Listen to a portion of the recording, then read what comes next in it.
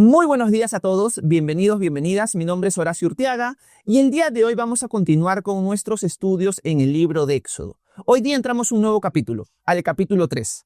Capítulo que nos va a introducir la relación y el encuentro entre Dios y Moisés. Como ustedes recordarán, en el capítulo 2 hemos visto que Moisés es alguien que Dios ha separado de maneras bien interesantes para ser el libertador futuro de la nación de Israel ante la opresión que ellos están experimentando bajo el imperio o bajo el reinado de los egipcios, bajo el faraón. Una de las cosas que vimos es que Moisés se quiere adelantar al llamado de Dios y termina asesinando a un egipcio. Esto le cuesta el exilio, esto le cuesta ser exiliado, huir para que no sea asesinado y terminar en la tierra de Madián. Moisés toma estas acciones a los 40 años. Por lo tanto, Moisés ha ido creciendo durante toda su vida siendo un hijo del faraón, siendo alguien muy importante, siendo alguien muy respetado, siendo alguien muy instruido en sabiduría, en letras, en todo, por la cultura egipcia y por el poder que tenía esa nación en ese momento. Moisés, a los 40 años, va a terminar huyendo a la tierra de Madián, va a terminar casándose con Séfora, la hija de Reuel, y el texto nos deja ahí. Nos deja un Moisés que ha sobrevivido al intento de asesinato a su persona por el faraón, pero ha terminado en una tierra extraña, en una tierra que él no conoce, y va a formar su familia. Él tiene un primer hijo que se llama Gersón, y lo que vamos a leer a continuación es lo que pasa en el transcurso de su tiempo en Madián. Vamos a conversar que Moisés va a pasar en Madián pastoreando ovejas 40 años. A los 40 años él huye de Egipto, y a los 80 años, él va a tener un encuentro personal con Dios en un monte, el monte que se llama Horeb o Sinaí. Y de eso vamos a estar hablando en el transcurso de estos minutos. Así que vayamos al texto como tal para ir analizando cada uno de los versículos y tratar de sacarle el jugo lo más que podemos. Así que vayamos al capítulo 3 de Éxodo y leamos el versículo 1 en adelante. Dice lo siguiente: Moisés cuidaba las ovejas de Jetro, su suegro, que era sacerdote de Madián. Un día llevó a las ovejas a través del desierto y llegó hasta Horeb, el monte de Dios. Allí, el ángel del Señor se le apareció en medio de una zarza envuelta en fuego. Moisés miró y vio que la zarza ardía en el fuego, pero no se consumía. Aquí tenemos que hacer una pausa porque en los primeros versículos nada más hay un montón de cosas que podríamos meditar. Tenemos que meternos para esto en las sandalias de Moisés. Pónganse a pensar ustedes que son Moisés. Ustedes han crecido prácticamente toda su vida, porque ya tienen más de 40 años, siendo criados por el faraón, teniendo fama, teniendo prestigio, teniendo poder, teniendo autoridad. Pero ahora has pasado 40 años más de tu vida pastoreando ovejas. Si nosotros recordamos cuando estuvimos estudiando Génesis, sabemos que los egipcios veían como algo detestable, como algo abominable a los pastores de ovejas, por si acaso. Eso significa que Moisés está haciendo algo que en la cultura en la que él ha crecido era algo abominable, era algo detestable. Y si nos ponemos a pensar en Moisés, lo más probable es que Moisés puede estar pensando, pero yo pensé que Dios me iba a llamar para liberar a mi pueblo. Y ahora ya soy un viejo de 80 años, y todos estos 40 años tengo mi familia, estoy feliz con ella, pero mi vida es una desgracia.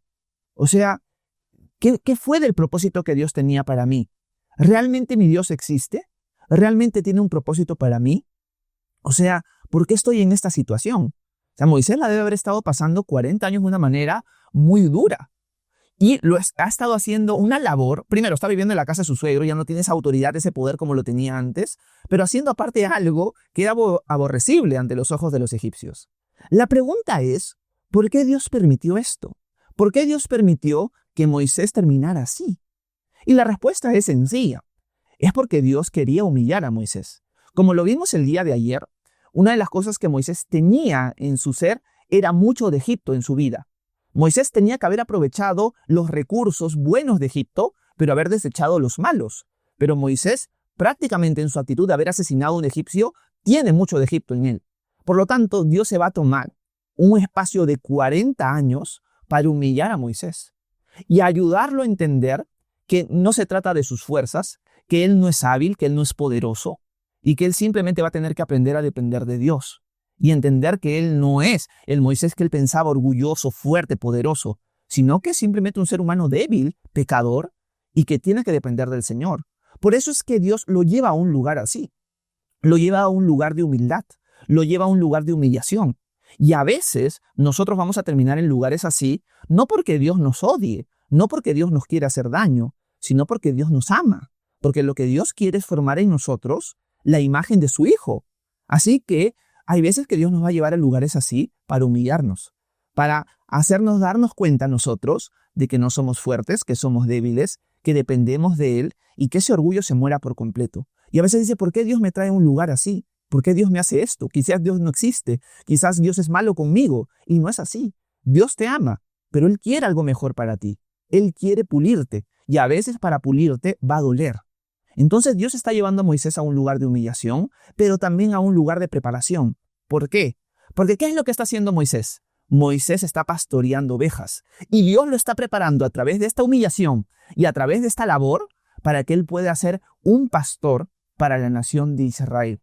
Lo está preparando con una labor física real de ovejas para pastorear luego a las ovejas del Señor, a su pueblo, a Israel. Así que este momento en la vida de Moisés, estos 40 años, se saltan de un versículo a otro porque no nos cuenta la Escritura todo lo que él pasa en estos 40 años. Son un lugar de humillación y son un lugar de preparación. Y acá vemos el amor de Dios y el propósito de Dios. Por lo tanto, cuando nosotros vemos la Escritura en general, vemos también, por ejemplo, la vida de José.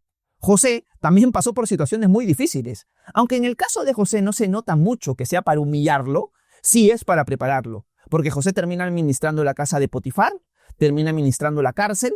¿Y para qué Dios permitió eso? Para que él estuviera capacitado para administrar la corte del faraón y pueda alimentar a toda una nación durante 14 años. Los 7 años de abundancia y los 7 años de escasez. Igual está haciendo con Moisés. Así que nuestra aplicación para iniciar esta mañana sería la siguiente.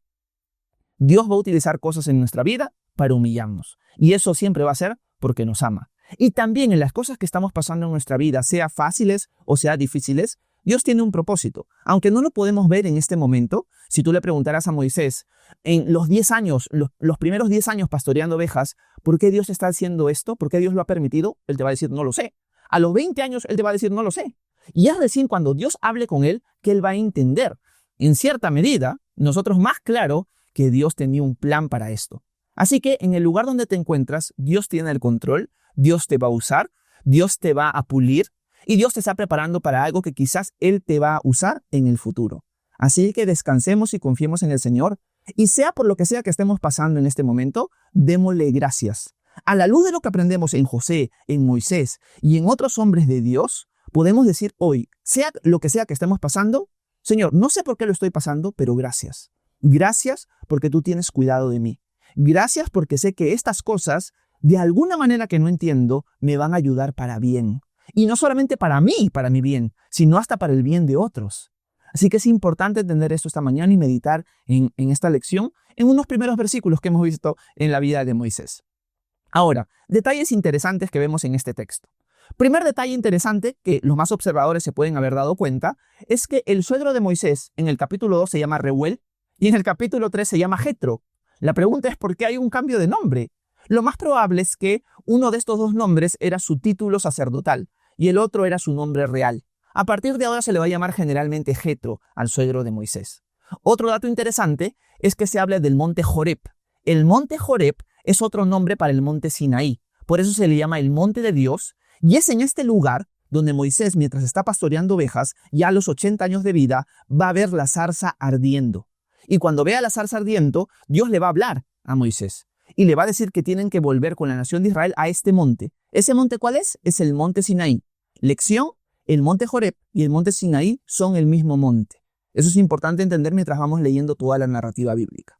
Volvamos a repasar estos versículos y enfoquémonos ahora en la aparición de Dios en la zarza ardiente. Vayamos al texto y volvamos a leer desde el versículo 1 en adelante. Dice lo siguiente. Moisés cuidaba las ovejas de Jetro, su suegro, que era sacerdote de Madián. Y un día llevó las ovejas a través del desierto y llegó hasta Joreb, el monte de Dios. Allí, el ángel del Señor se le apareció en medio de una zarza envuelta en fuego. Moisés miró y vio que la zarza ardía en el fuego, pero no se consumía. Entonces dijo, voy a ir a ver esta grande visión. ¿Por qué es que la zarza no se quema? El Señor vio que Moisés iba a ver a la zarza, así que desde la zarza lo llamó y le dijo, Moisés, Moisés. Y él respondió, aquí estoy.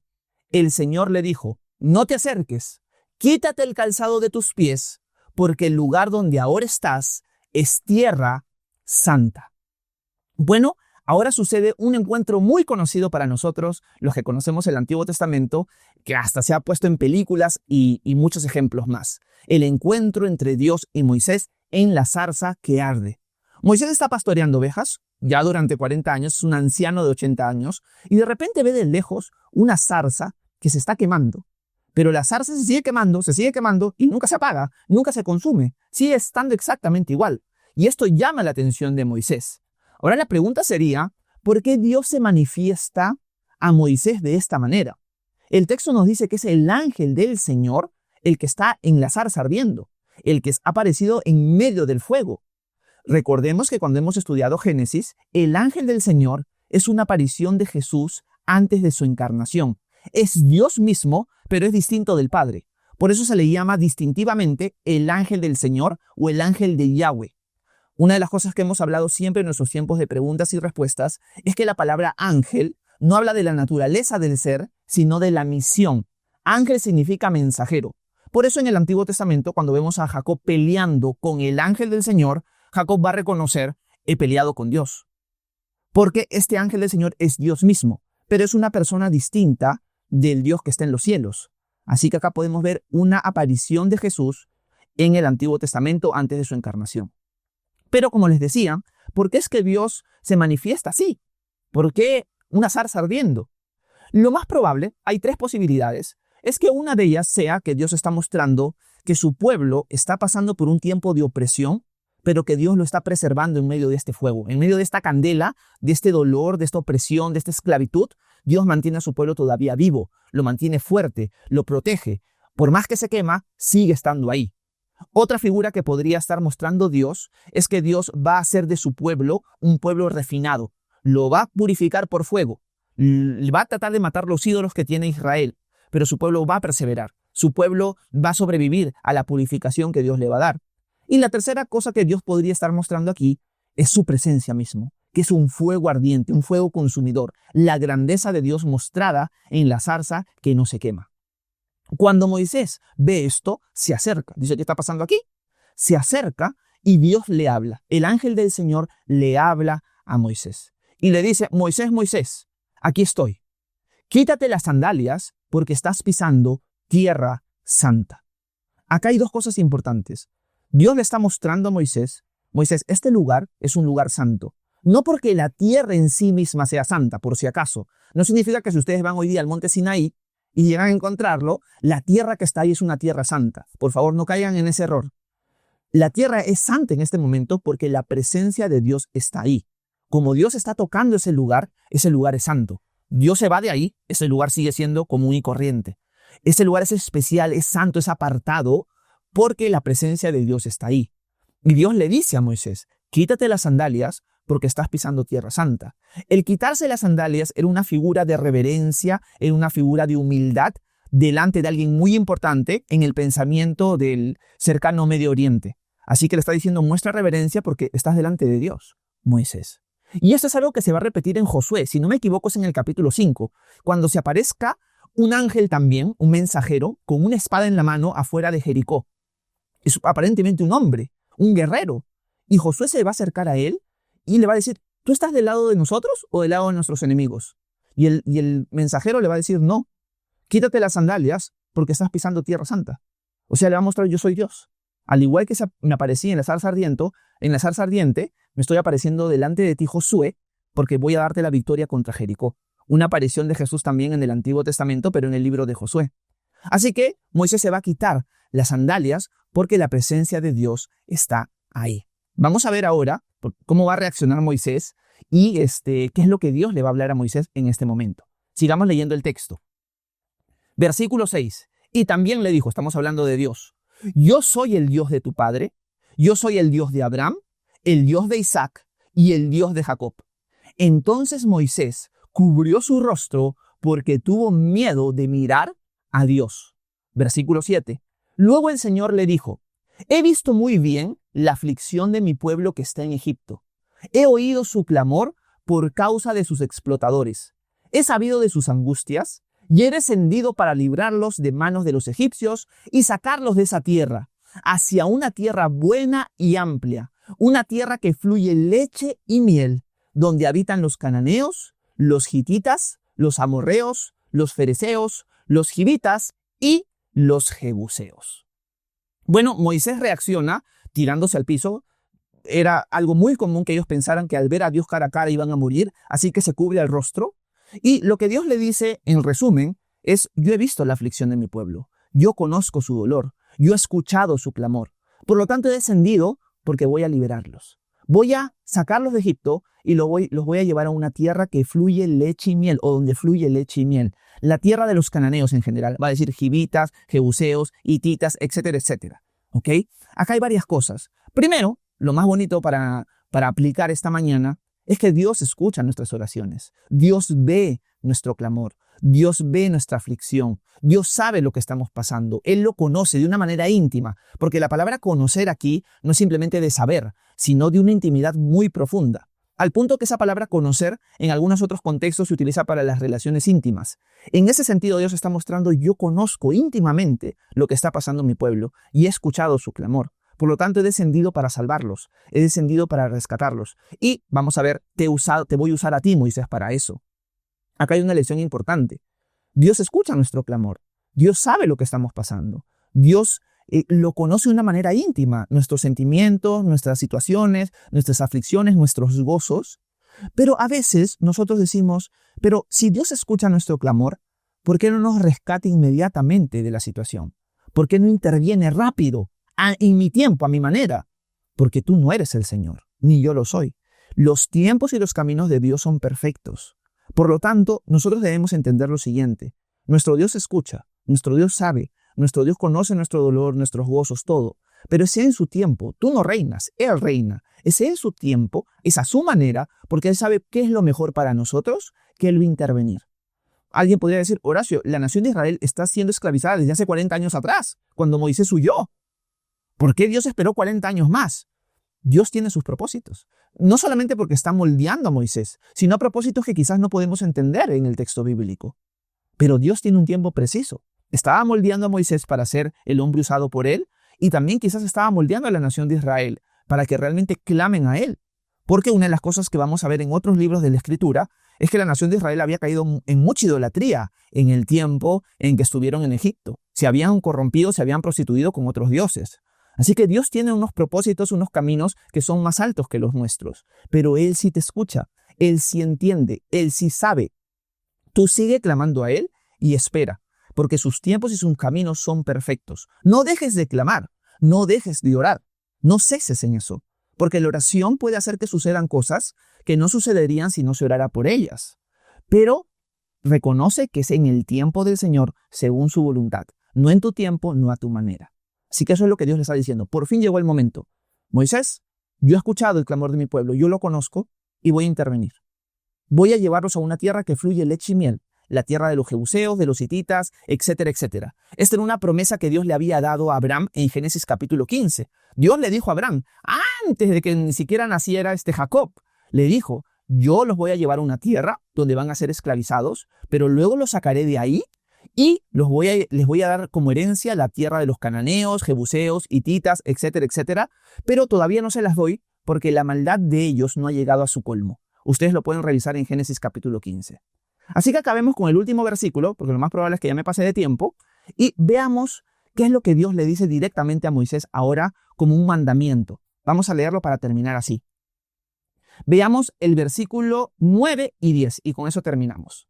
Dice Dios: el clamor de los hijos de Israel ha llegado a mi presencia, y he visto además la opresión con que los egipcios los oprimen.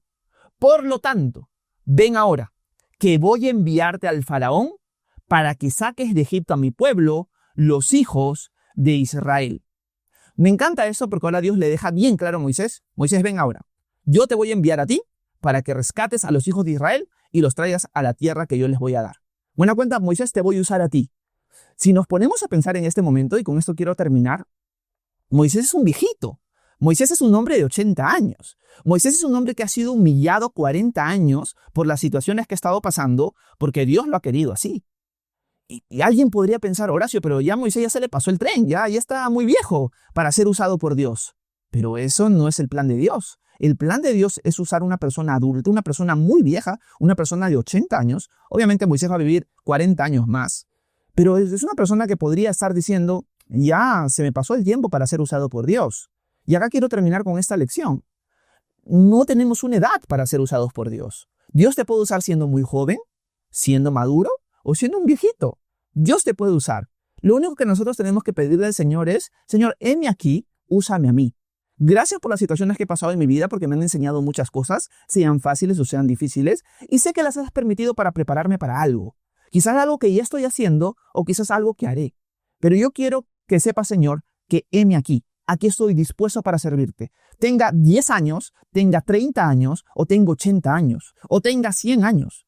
Para Dios, la edad es lo de menos. Él usó a un jovencito como Samuel, Él usó a Jesús a los 30 años, y Él está usando a Moisés a los 80 años. Por lo tanto, no pongas de excusa tu edad o te desanimes porque, bueno, yo ya estoy viejo ya. Eso lo que le toca es a los jóvenes. A mí ya no. No caigas en ese error. Dios te quiere usar hoy. Dios quiere que estés a sus pies y que estés atento para que en el momento que Él te llame, como lo hizo con Moisés, tú puedas decir, heme aquí, Señor, envíame a mí. Esa es la idea que nosotros deberíamos tener bien presente, porque quién sabe si Dios nos va a llamar a cada uno de distintas maneras el día de hoy o en el transcurso de estos meses. Así que estemos atentos y oremos, heme aquí, Señor, envíame a mí. Así que eso es lo que quería compartir con ustedes esta mañana. Ya el día martes estaremos viendo la segunda parte, cómo responde Moisés. Hay muchas cosas interesantes que vamos a ver en los siguientes versículos, porque Moisés, lamentablemente, les adelanto esto un poquito, no va a responder de la manera que estoy aplicándola yo, ¿no? No va a decir, heme aquí, Señor, envíame a mí. Moisés va a dudar de sí mismo muchísimo. Y de ahí vamos a aprender muchas cosas también nosotros. Así que espero que este tiempo haya sido de edificación para ustedes. Si tienen alguna pregunta, alguna duda, alguna inquietud, algún comentario, por favor háganmelo saber, que con gusto voy a intentar responder sus preguntas a continuación. Muchas gracias por su atención. Que Dios los bendiga a cada uno de ustedes.